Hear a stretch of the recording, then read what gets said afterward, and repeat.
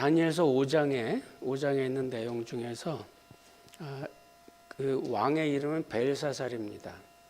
그 벨사살 왕은 다니엘서 앞부분에 나오는 느부갓네살 왕, 아마 여러분들이 많이 익히 귀를 들으셔서 아마 알고 계시리라 생각하는데, 느부갓네살 왕의 아들입니다. 그가 이제 왕위를 이어받아서 이제 통치를 하게 되는데, 그가 이제 그의 통치의 마지막 날이었죠. 그날 이제 벨사살 왕은 죽습니다. 근데 그날 있었던 일을 이제 보여주는데, 이때 다니엘은 지난주 말씀드렸던 청년 때가 아니고, 우리가 이렇게 연대를 생각해 볼 때 한 70세 정도 되었던 그 정도의 노년에 있는 다니엘의 모습입니다. 그리고 국정에서도 이제 한 걸음 물러나 있는 그런 때였어요. 왜냐하면 벨사살 왕이 문제가 있을 때 그 주변의 지혜자들, 그 신하들을 이제 불러서 자문을 구하는데, 그때 다니엘은 1차적인 부름에 없었습니다. 그리고 왕후 중에 이제 그것을 다니엘을 기억하는 사람이 다니엘을 불러보면 어떻겠습니까? 이렇게 추천을 하게 돼서 오는 그런 환경을 보면, 다니엘은 아마 한 70세 정도의 노년에 이미 1차적인 은퇴를 하고 국정의 깊은 데에 관여하지 않고 있었던 그런 때였다고 보여집니다. 배경은 우리 장로님 읽어주신 대로 아마 여러분들이 아시겠습니다만은, 벨사살 왕이 이제 귀족들을 다 불렀습니다. 1000명이나 되는 큰 모임을, 잔치를 배설을 했고, 거기에 이제 왕후와 또 후궁들 다 모여서 이제 나누게 되는데, 잔치를 하게 되는데, 그때 굉장한, 하나님 편에서 볼 때는 신성 모독입니다. 예루살렘을 공격할 때 예루살렘 성전에 있었던 기물들이 있었어요. 성전에서 하나님을 제사하기 위해서 사용하던 그 기물들이었는데, 그거를 가지고 와라. 거기다 술을 부어서 잔으로 마시고, 그리고 그 잔을, 그 술을 마신 다음에는 자기들의 신상, 이방 신을 향해서 찬양을 하고 제사를 하고, 이런 어떻게 보면 아주 살아계신 하나님 앞에서 굉장한 신성 모독을 이제 하게 되는데, 그거를 이제 천하를 통치하는 제국의 왕의 힘이 이 정도다 이렇게 보여주고 싶은 그런 모습이었을 겁니다. 그때 그 현장에 벽에 사람의 손 모양이 나타나 가지고 글을 씁니다. 메네 데겔 우바르신. 그 글을 썼는데 그 글을 알아볼 수 있는 사람이 아무도 없었습니다. 그래서 다니엘을 주변의 모든 학자들, 술사들을 다 모아서 물어봤는데 아는 사람이 없으니까 다니엘을 이제 부르게 됩니다. 다니엘이 들어와서 그 내용을 이렇게 보니까 해석을 하는데, 메네 하나님께서 왕을 판단을 해보니까 왕의 통치의 연수가 이제 끝났고, 하나님의 저울에 달아보니까 왕이 부족함이 발견됐습니다. 그래서 이제 왕의 통치는 여기서 끝나고, 이제 주변에 메대인과 바사인들이 와서 이 나라를 이제 통치하게 될 겁니다.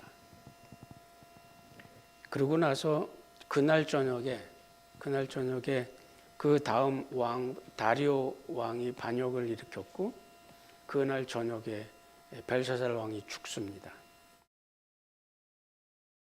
하나님을 향해서 아주 굉장한 신성 모독을 했는데, 그날 저녁에 벨사살 왕이 죽는데, 그 스토리를 이렇게 볼 때 하나님께서 하나님을 향해서 범죄하는 사람에게 하나님의 심판이 주어지는 교훈이죠.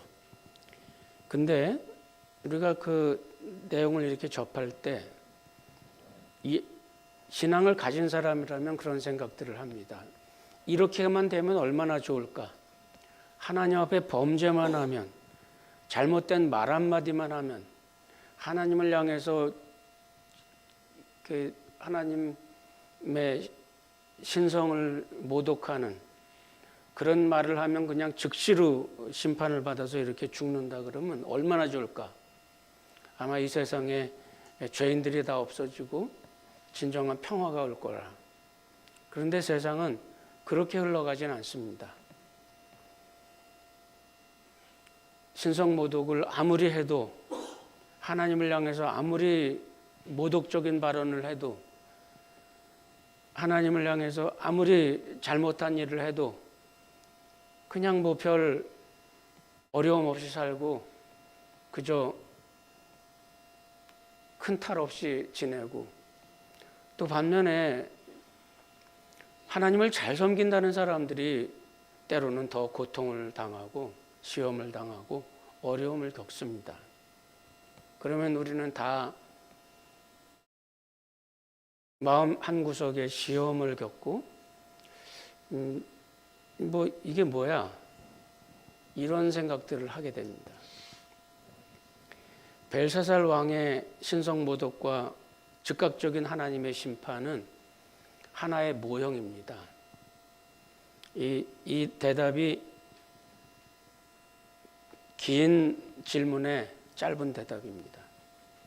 모형이라는 뜻은 하나님께서 언젠가는 이 세상에 완전한 심판이 오게 될 텐데 그때는 용서라는 것이 없고 즉각적인 심판이 이루어질 겁니다.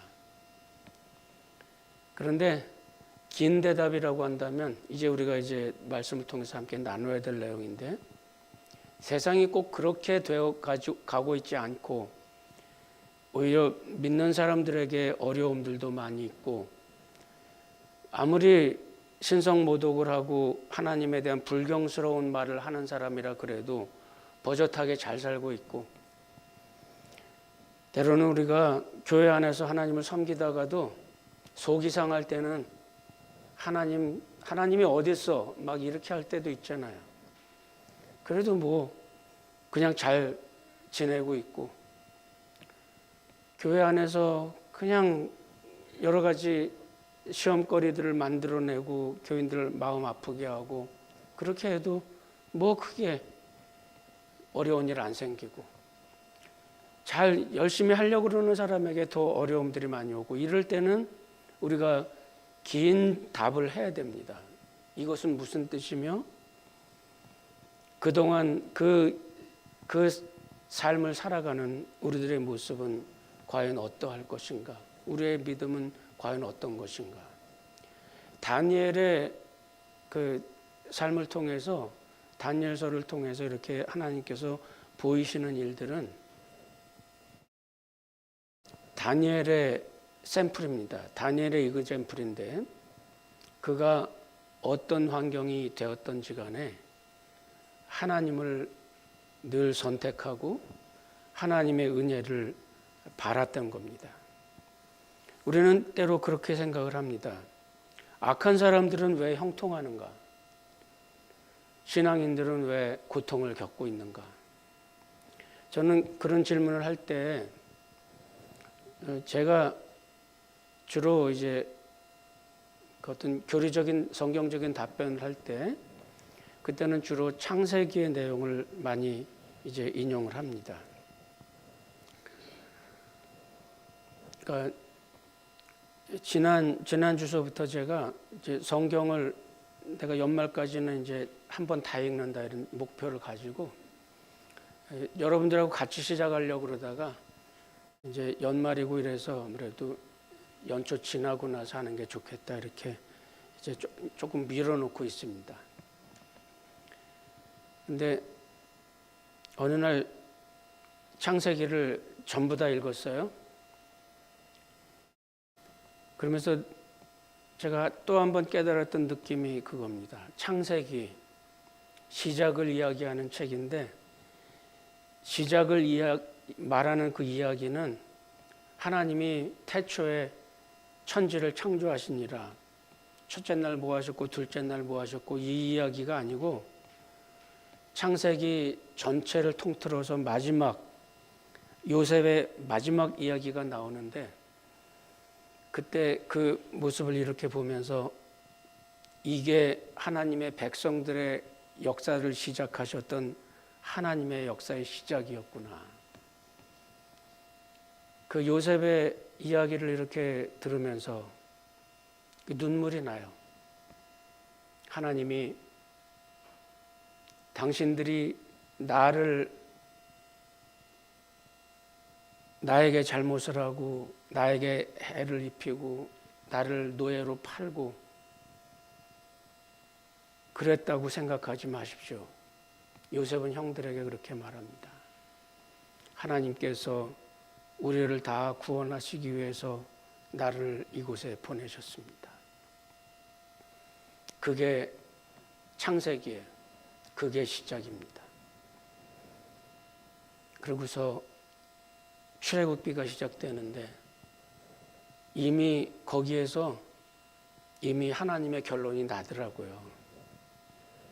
이미 다 나왔어요. 그 감동이 와요. 이 창세기의 내용을 이렇게 보시면 오늘 제가 나누려는 내용은 노아의 홍수까지인데 거기에 보면 이런 이야기가 있습니다.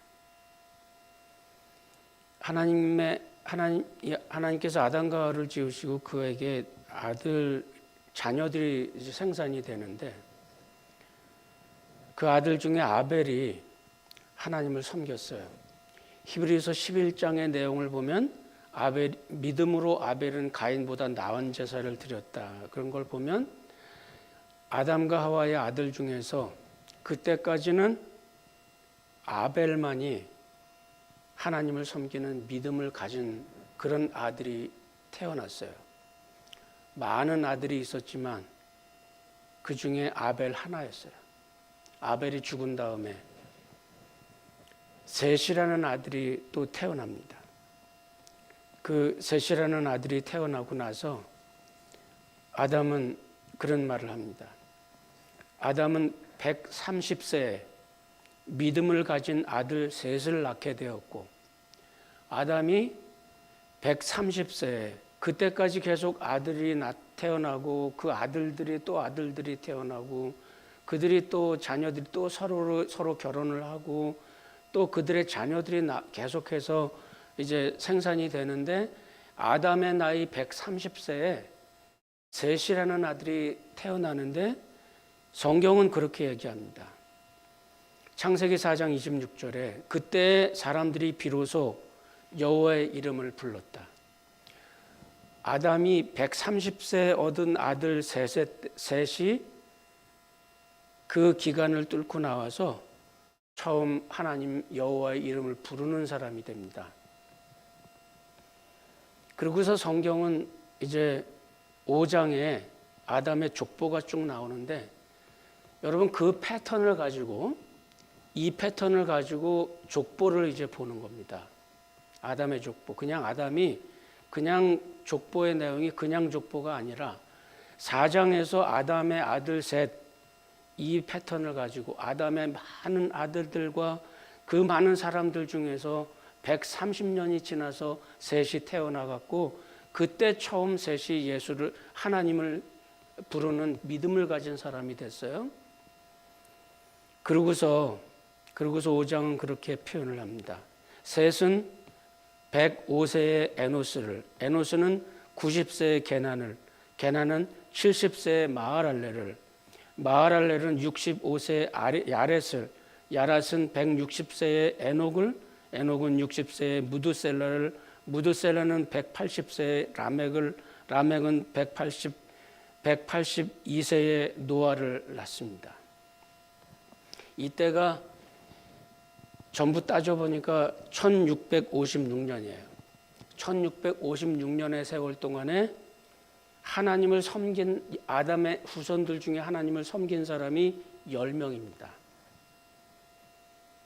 그리고 그때 한국의 창조과학회에서 그 기간 동안에 이 땅에 인구가 얼마나 됐을까? 그때는 사람들이 거의 1000년을 살았어요. 900 몇십 세를 이제 살고 그렇게 하면서 이제 자녀들을 생산을 하고 그 자녀들이 또 이제 생산을 하면서 기하급수적으로 불어나고 그 사람들이 어떻게 살았을까요? 그때는 노아 홍수 전이었기 때문에 사막이나 살기 어려운 지역이 있는 곳이 아니었습니다. 지구의 모든 곳이 다 살기가 좋은 곳이었어요. 그때 이 지구상의 그 인구를 이렇게 과학적으로 계산을 해서 그때의 인구가 얼마냐면 1370억. 지금 우리 100억도 안 되는데 사내 못 사내 알고 있죠? 그때 거의 평균 900세를 살면서 사람들이 인구가 불어난 그 인구가 1370억이라고 추산을 합니다. 그 사람들이 어떻게 살았냐면 라멕과 같이 모든 게 폭력이었고 성적인 생활은 모든 게 아주 난잡한 그런 성생활들이었습니다. 말도 못했어요. 노아 시대 하나님께서 이 세상을 지었음을 한탄했다 그랬어요. 사람들이 생각하고 행동하는 모든 것이 다 죄였다 그랬어요. 생각을 해보세요, 여러분. 그 많은 사람들이 그 살기 좋은 환경에서 하는 일마다 죄고 생각하는 것마다 추잡한 생각들이고 만나는 사람마다 죄를 저지르고 그게 지옥 아니겠어요? 그게 지옥 아니겠습니까? 하나님을 떠난 사람들, 사람에 의해서 사람이 비인간화되고 수도 없이 전쟁이 일어나고 사람의 목숨을 파리 목숨보다도 더 하찮게 여기고 가정은 도대체 가정이 있는 건지 없는 건지 온통 사람들이 난잡한 생활들을 하고 생각하는 것마다 하나님을 향한 신성 모독들이 나오고 행동하는 것마다 하나님이 더 이상 볼 수가 없는 그런 죄악의 세대. 거기에서 하나님을 섬겼던 사람들이 딱 10명 나왔어요. 1656년 동안 딱 10명 거론이 됩니다. 노아의 홍수까지. 요즘 우리가 세상이 너무 하나님을 떠나서 도대체가 이 불경건한 세대에 우리가 살기가 어렵다. 믿음으로 우리가 살기가 어렵다. 맞습니다, 여러분. 그런데 어떤 목사님이 그런 얘기를 해요. 역사상 그 어느 때도 마음 편하게 경건하게 살 수 있는 날은 하루도 없었다고 합니다. 우리가 19세기에 대부흥이 있었던 때 찰스 피니는 거리에 주저앉아서 울었어요. 거리에 지나다니는 사람들이 다 지옥으로 가는 사람들로 보여가지고 그 모습이 너무 한탄스러워서 가는 곳마다 설교를 할 때마다 하나님 앞에 사람들이 돌아오는 그 부흥의 시기에도 전도자의 눈에는 이 세상은 그냥 금방 심판을 받아서 죽을 것 같은 그런 때였습니다. 지금은 어때요? 지금도 마찬가지입니다. 이란이나 사우디아라비아, 중국 이런 데는 예수를 믿는 게 굉장히 위험한 일입니다. 그런 거에 비하면 미국에서는 우리가 살기 어렵다, 경건하게 살기가 어렵다 이런 말 하기가 어려운 거죠. 여긴 그래도 기도한다고 잡아가지 않잖아요. 모여서 예배드렸다고 경찰이 오지도 않고, 성경을 읽는다고 누가 말하지도 않고, 심지어는 성경을 들고 다닐 수도 있잖아요. 미국에서 신앙생활하는 거 어렵지 않습니다. 어려운 거 아닙니다. 주변이 아무리 힘들고 어렵다 그래도 지금 우리의 신앙생활은 천국이에요. 천국이라기보다는 우리 주변에 너무나 많이 일어나고 있는 신성 모독들, 가끔씩 어떤 사람들이 강의를 하는 걸 보면 가슴이 답답하게 미어져 올 때가 있습니다. 어떤 때는 불신자가 쓴 무신론자, 반신론자죠. 그런 사람이 쓴 책을 이렇게 읽노라다 보면 섬뜩합니다. 어떻게 세상이 이렇게 되고 있을까? 그런데 왜 하나님은 벨사살 왕이 그날 죽었던 것처럼 그런 일은 왜 일어나고 있지 않을까?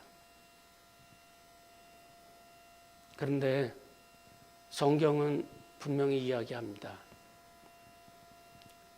요한계시록의 사도 요한의 눈에 무너졌도다 큰 성 바벨론이요. 바벨론은 언젠간 반드시 무너지게 되어 있습니다. 하나님의 주권을 우리가 생각해 볼 때 바벨론은 반드시 끝이 오게 될 것이고, 이제 하나님의 나라는 반드시 위대한 모습으로 회복되고 다시 세워질 겁니다. 그러나 그 중에도 그때까지는 바벨론은 끝까지 건재할 것이고, 그 속에 다니엘은 끝까지 고통 속에 살아가게 될 겁니다. 다니엘은 예루살렘에서 전도 유망한 그런 청년이었습니다. 금수저였을 뿐만 아니라 실제로 영특한 그런 영재였습니다. 그런데 그가 가지고 있던 그 모든 것이 하루아침에 일장춘몽이 되어버렸습니다. 우상을 섬기는 군대가 예루살렘을 에워쌌고, 결국 왕이 항복했고, 모든 귀족의 청년들이, 모든 인재들이 다 끌려가서 거세를 당하고 황관이 되고, 온갖 추잡한 거리에 하나님의 백성들이 거지처럼 내동댕이 쳐졌습니다. 그런 때면 누구나 그런 말을 합니다. 하나님은 도대체 어디 계신 건데 이 사악한 나라가 득세를 하고 하나님의 백성들은 왜 이 모양으로 이렇게 내동댕이 쳐져 있습니까? 다니엘이 주는 질문은 그겁니다. 그런 바벨론, 악한 나라 바벨론 한가운데에서 다니엘은 하나님 나라의 시민으로 살고 하나님의 종으로서 살았던 겁니다. 다니엘은 그 마음에 늘 그런 마음을 갖습니다. 모든 것이 은혜다. 내가 지금 잘 살고 있는 것, 하나님께서 나에게 주신 은혜다. 은혜라는 뜻은 뭡니까? 자격이 없는 사람에게 값을 받지 않고 값없이 주는 겁니다. 삶이 은혜라는 뜻은 내가 지금 누리고 있는 이 모든 것이 하나님께서 나에게 먼저 주신 것이라는 겁니다. 내가 잘나서 아닙니다, 여러분.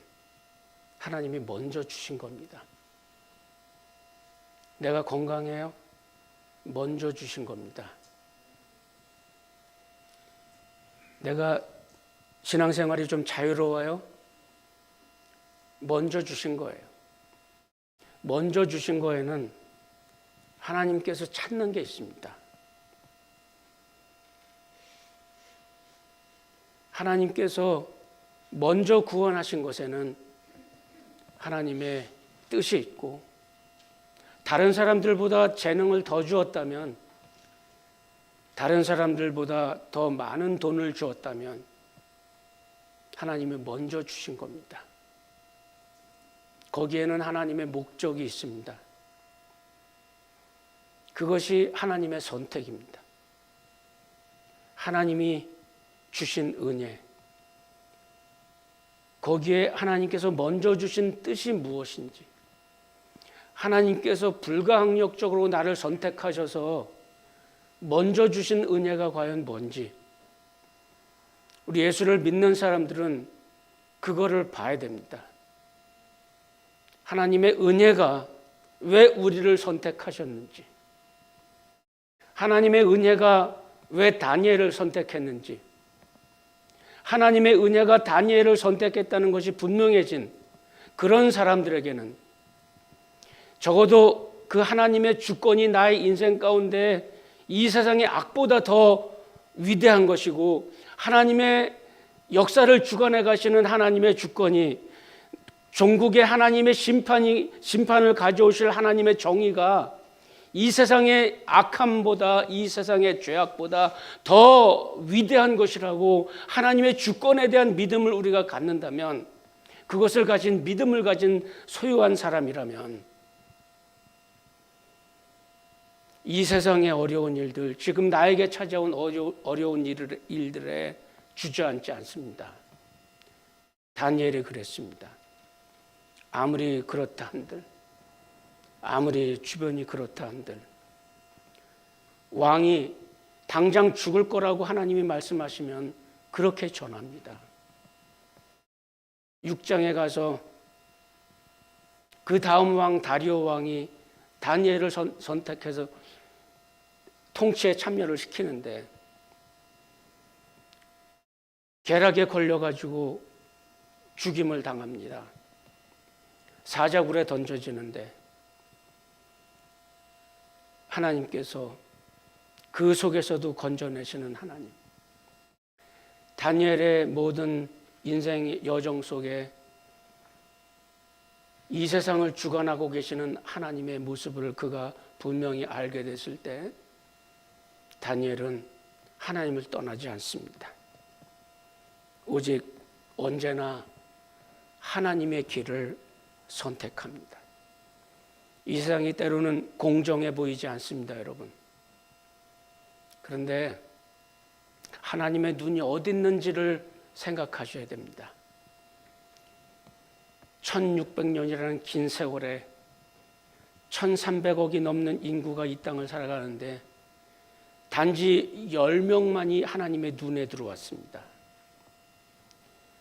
하나님의 눈에 들어온 사람들이 하나님의 뜻을 따라 살려고 하는데 하나님은 왜 그들을 더 괴롭히시는 거예요?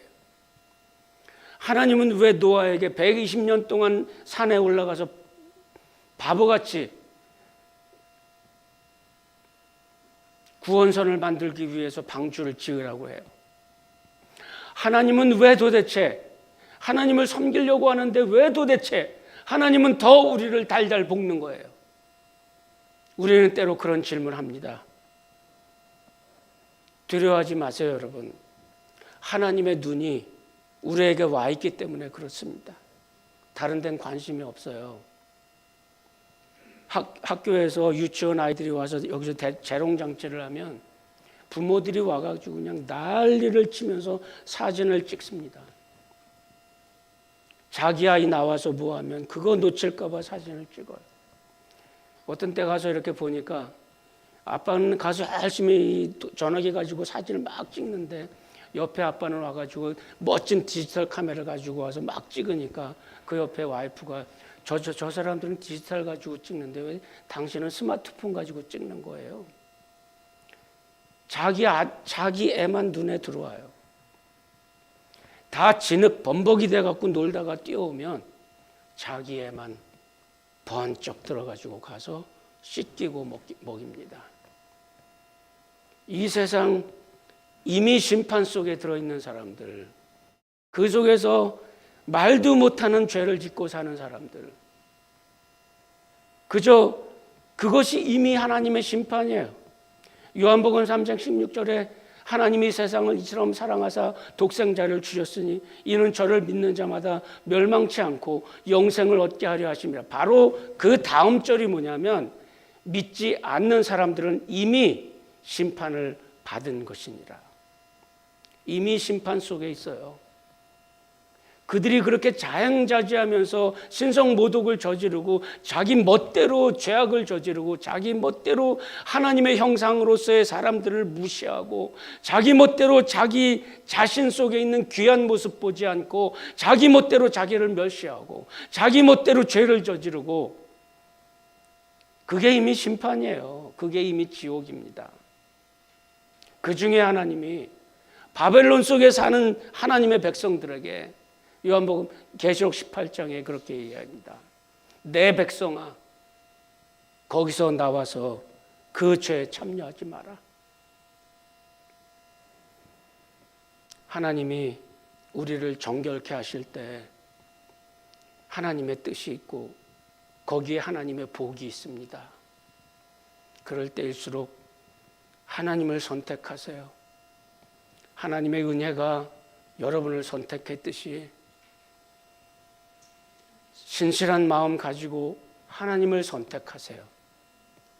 여러분 주변에 하나님의 승리가 드러나기 시작할 거고, 하나님의 부흥이 일어날 거고, 가정이 변하고, 주변의 사회, 주변의 직장, 주변의 비즈니스가 변하고,